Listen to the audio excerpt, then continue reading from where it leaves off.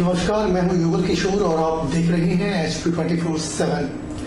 हिमाचल प्रदेश में 4 स्थानों पर रोपवे बनाए जाएंगे, जिसमें से 3 की डीपीआर बनकर तैयार हो चुकी है, जबकि चौथे की डीपीआर बनाने का कार्य जारी है।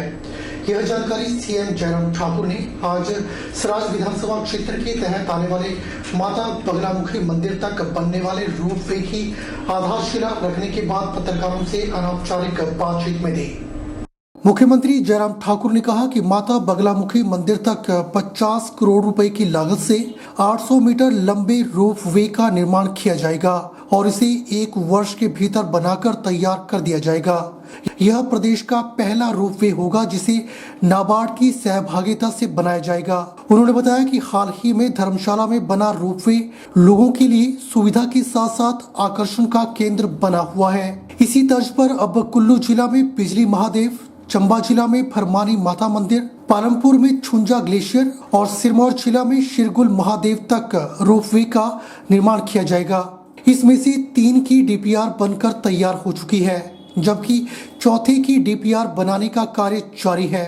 मुख्यमंत्री जयराम ठाकुर ने बताया कि केंद्र सरकार की पर्वतमाला योजना प्रदेश में रोपवे निर्माण और अन्य पर्यटन विकास के लिए मददगार साबित होगी। ये टोटल 800 मीटर का ये लेंथ का ये रोपवे रहेगा और 50 करोड़ की लागत से बनकर के ये तैयार होगा। हमारा लक्ष्य है कि हम इसको 1 साल से पहले इसको पूरा करने की कोशिश करें, ताकि बहुत देर न करके जल्दी से जल्दी जो है यहाँ लोगों को ये सुविधा यहाँ उपलब्ध हो सके। तो आने वाले समय में बहुत बड़ी संभावनाएं हैं। हम कोशिश कर रहे हैं। हमने 4 प्रोजेक्ट की डीपीआर की प्रोसेस जो है वो उसको बनाने के लिए हमने बोल दिया है, और जिसमें पर्टिकुलरली एक रोपवे जो बिजली महादेव का जो हमारा है, जिसको प्रधानमंत्री जी हमेशा जिक्र करते रहते हैं, और एक रोपवे हमारा पालमपुर का है छुंजा ग्लेशियर का, और उसी के साथ साथ में ब्रह्मौर के लिए भी जो हमारी बरमानी माता टेम्पल जो है, बरमानी माता जो वहाँ ये तीन को बारे में अपने सोच लिया है, इसको आगे बढ़ाएंगे। और शिरगुल महादेव जो हमारा सिरमौर डिस्ट्रिक्ट में भी, ये भी उस दृष्टि से है। ये 4 प्रोजेक्ट जो है जिसकी ये प्रोसेस हमने शुरू की है, और मुझे लगता है कि बहुत जल्दी 3 में से तो डीपीआर बन करके तैयार है, लेकिन चौथी की डीपीआर प्रिपरेशन की स्टेज पर है। मैं उम्मीद करता हूं कि आगे बढ़ेंगे और इसमें एक नए कॉन्सेप्ट के साथ हिमाचल प्रदेश में टूरिज्म को भी और लोगों को आने जाने की दृष्टि से भी बहुत एक सुविधा होगी।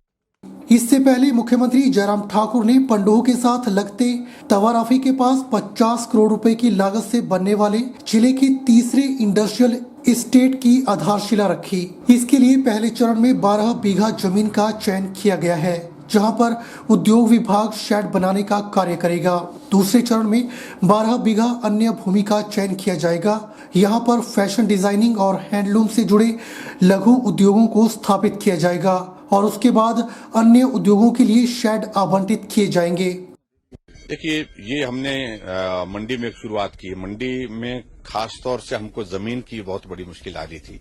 अभी हाल ही में हमको एक जमीन उपलब्ध हुई, जहां पर आज हमने उसका शिलान्यास किया है, और लगभग आने वाले समय में उस सारे इसमें जो हमारा एक टारगेट है कि वहां पर एक साइजेबल इन्वेस्टमेंट जो है, हमारे जो प्राइवेट सेक्टर के जो हमारे इंडस्ट्रियलिस्ट हैं वो आए और वहां पर काम करें, और हम गवर्नमेंट की ओर से उसमें फैसिलिटेट करेंगे। लगभग 50 करोड़ की लागत से ऐसा उसके बारे में बताया गया है कि जो अभी इनिशियल जो चीजों को वर्कआउट किया गया है, और एक नई शुरुआत ये भी मैं समझता हूं कि हमारे मंडी जिले के अंतर्गत हो रही है।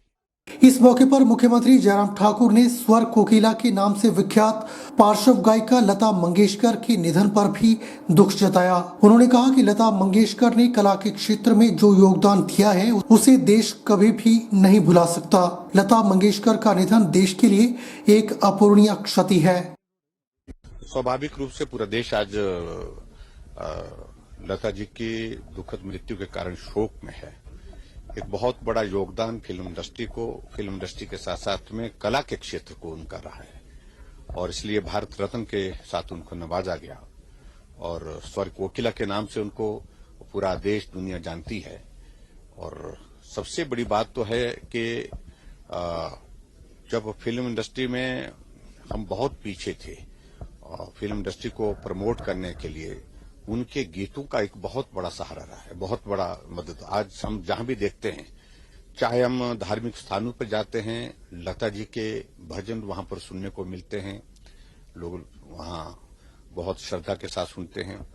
अगर कहीं किसी भी कार्यक्रम में जहां देशभक्ति के कार्यक्रम होते हैं, किसी की शहादत होती है, किसी सैनिक की देश की रक्षा के लिए, वहां पर भी लता मंगेशकर के ही गीत सुनने को मिलते हैं।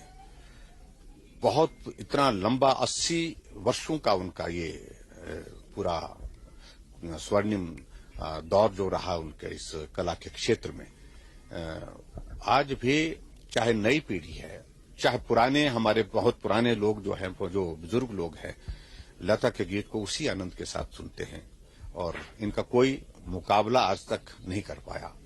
तो मैं अपनी ओर से श्रद्धा सुमन अर्पित। मंडी स्थित प्राचीन भूतनाथ मंदिर में रविवार को बाबा भूतनाथ का श्रृंगार कोलकाता में स्थित भूतनाथ महादेव के रूप में किया गया।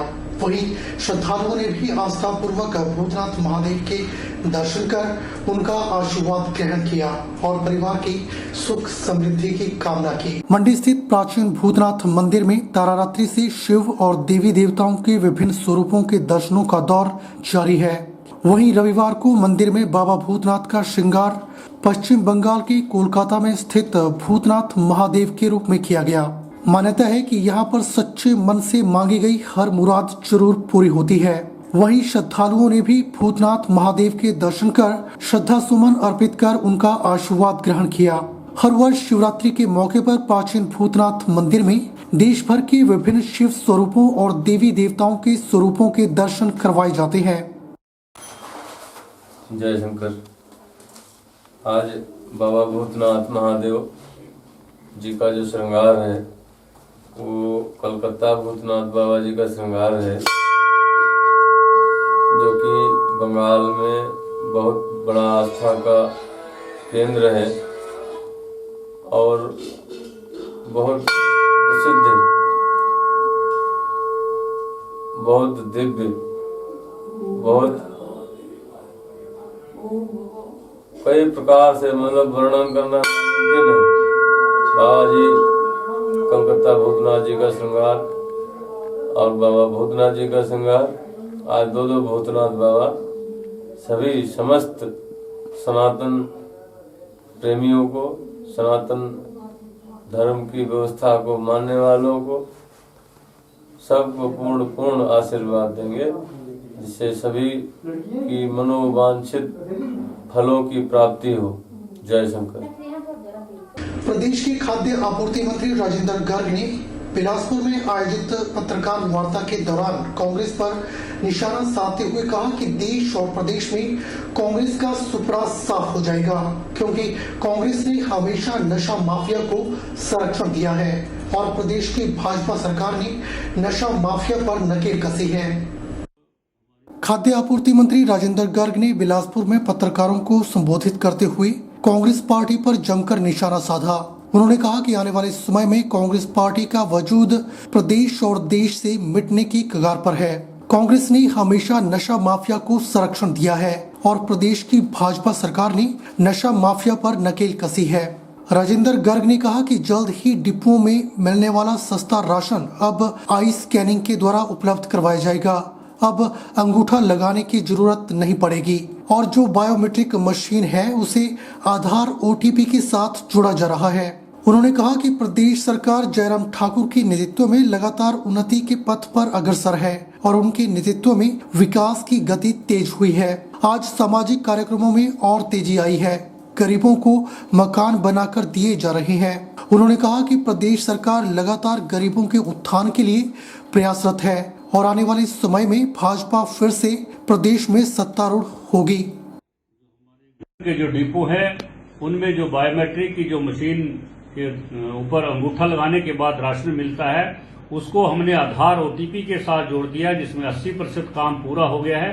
20% काम बचा हुआ उसको भी पूरा कर लेंगे और इसके साथ अब अंगूठा लगाने की आवश्यकता नहीं रहेगी, जो आधार OTP के साथ जुड़ जाएंगे। और साथ ही एक और व्यवस्था हमने खड़ी की है, जिसको आइरिस स्कैनिंग कहते हैं।